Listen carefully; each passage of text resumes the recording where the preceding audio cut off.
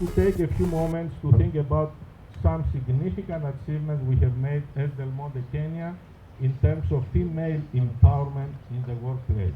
Over the years, we have created an ecosystem where small, medium enterprises thrive for the last 65 years. In addition to that, currently, 45% of our 7,000 employees are women. Women hold 10 of the 54 senior management positions, representing 20% of the total. And I believe we need to improve in that further. Equal opportunities are given to men and women at recruitment, special assignments, or promotions. Our female employees are able to take advantage of this to develop their leadership skills and talents.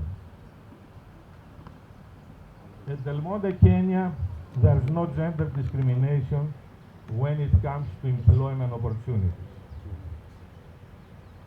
The sexual harassment policy and the elaborate company culture direct employees' behavior within the company. You have all experienced and you have all participated in continuous training regarding sexual harassment and how to avoid it in the workplace. In addition, our 6 in-house health clinics provide our female employees with high-quality reproductive health care and instruction on family planning. Recently also, which is a couple of years ago, if I remember correctly, we have launched the lactation room, which assists lactating mothers to attend to work and also take care of their babies. In closing, I'd like to remind everyone that Del Monte Kenya, as a team with the United Nations Foundation, has promised to empower by 2024 10,000 ladies by giving them well-being administration, advice, and data on regenerative well-being diseases, contraceptives, physically communicated contaminations, STIs, and feminine well-being. In addition, our efforts to safeguard and advance the interests of girls complement those of county, national, and other non-state actors. We will equip, empower, and educate our women and adolescent girls so that they can make healthy choices and act as role models and change agents in their communities through this initiative. We emphatically accept that organizations are an imposing power for positive change, and that by coordinating ladies' well-being and strengthening issues into corporate procedure, we can supplement and improve the work done by legislatures and NGOs. Let us all work together to build a society that cares about these women and children. My name is Jacqueline Modoni Washira.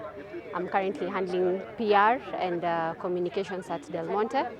And one of our key targets, or what we hope to achieve when we do such things of empowering women at the place of work, is to build a brighter tomorrow. And when we say a brighter tomorrow, is giving them a safe workspace, and then even giving them better health services and environment, yes? And also educating them on gender-based violence, because in today's world, women are going through mashida mingi sana. And from time to time, we don't even know how to handle those issues. So as our speakers of today have said, that we want to empower them, to make them to be leaders of tomorrow, and to make also Del Monte a place where even future generations that involve women can be able to come here and be able to take up leadership positions. As a woman, you are a leader in various capacities, and it is always said that women make the world a better place. So when you give a woman the opportunity to sit on the table of leadership and give their insights on how to cater for the needs of the society, I can assure you that the world is going to change, and even the current government is going to be able to embrace them and even see better impacts, especially in the economy. Because like here as a manufacturing company, most of the people who are working in the fields are women. So they are also generating income in one way or another, and also uplifting the family and also the society to become a better place. So yes, I do believe that women have a role in making the current government and even the future a better space. My name is Caroline Kendi. I'm the Chief Marketing Officer at ABSA, Kenya. The importance of empowering women in the corporate world is because women are they're 50-50 customers.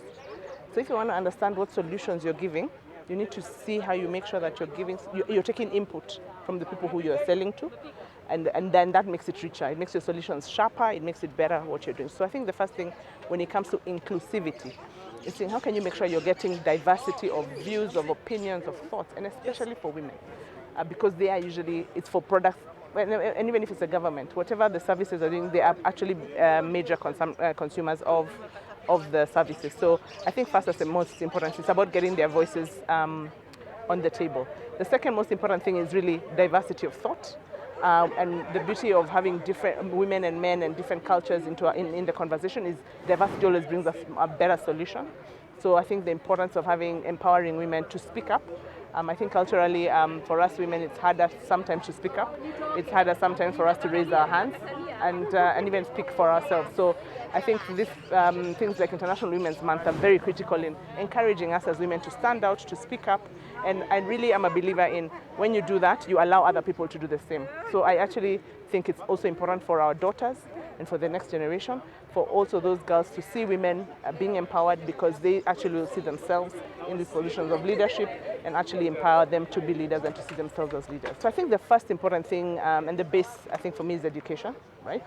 So I think when women are educated, they're able to contribute across different sectors and across different parts of the economy. So I think that's a very important area of empowerment. So making sure that women are getting educated, are going to school, and all the cultural and other implications that interrupt women from going to school are actually addressed.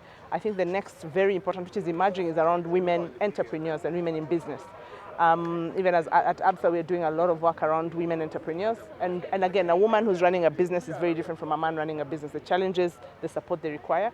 So really, even as businesses and urging other businesses to really understand what is it that women who are running businesses require, and providing that necessary support. And then last but not least, it's really about how are you creating a network or a community of women that support each other. Yeah, so really a support system so that when you're going through the challenges that you go through in life as businesses, having other women around you to support you in a way that is relevant, especially when it comes to economic empowerment. So, I mean, there are a lot of barriers that women have around money, around financial success. You know, even how we see ourselves sometimes is we're not the ones, you know, you're kind of edgy and cagey around being financially successful. So how can we create enough women and a critical mass where we make it okay and actually get a lot of people aspiring to economic success and empowerment? The success of us as a community and as a country is when everyone is thriving, right? So it's not about taking away. And I think the biggest challenge we have is when we have a scarcity mindset where we think empowering women is taking away from men. No, that's not it. It's about how can we empower everyone and enable everyone to thrive? Because when we do that, then we actually get into the place we need to get to. Okay, my name is Hannah Gebuke.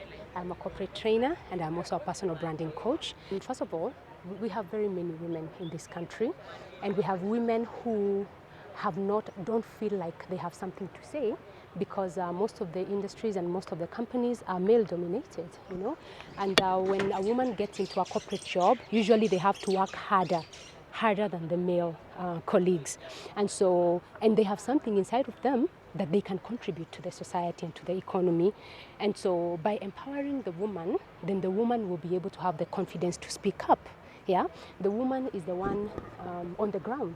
She's the one uko mashinani, seeing the problems that are going on with our children, with the education system. They're really the ones who are faced with these challenges on the ground, you know. And so when they're empowered, it means they're being given the authority, so to speak, to say what they want to say.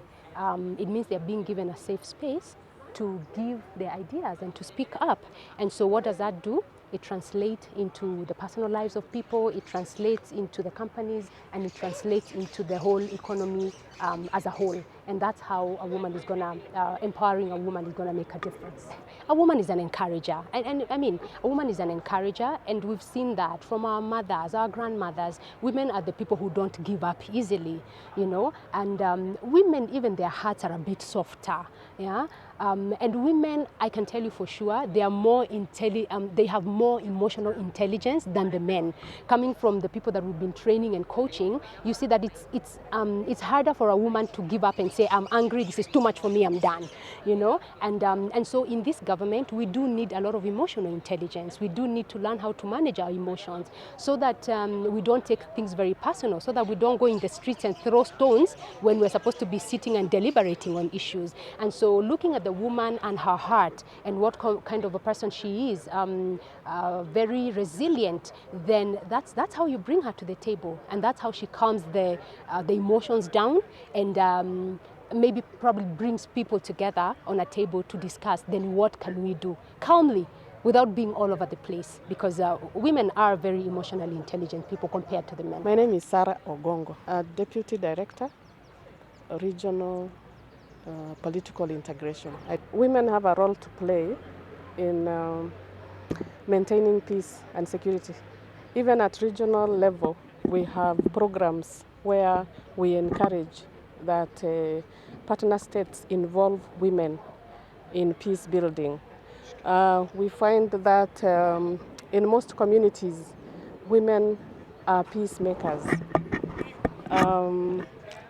If you get a chance to visit the communities within Kenya or within any other country, you will find that mothers are very protective. So anytime there's a conflict, actually it's the women and the children who suffer. So anytime you hear of demonstrations or anything that disrupts the peace, then we are the ones who are more afraid than the men, because the men can be ready to fight. But for us women, we want peace, because women want to run here and there, and they're wondering, where do we get our children?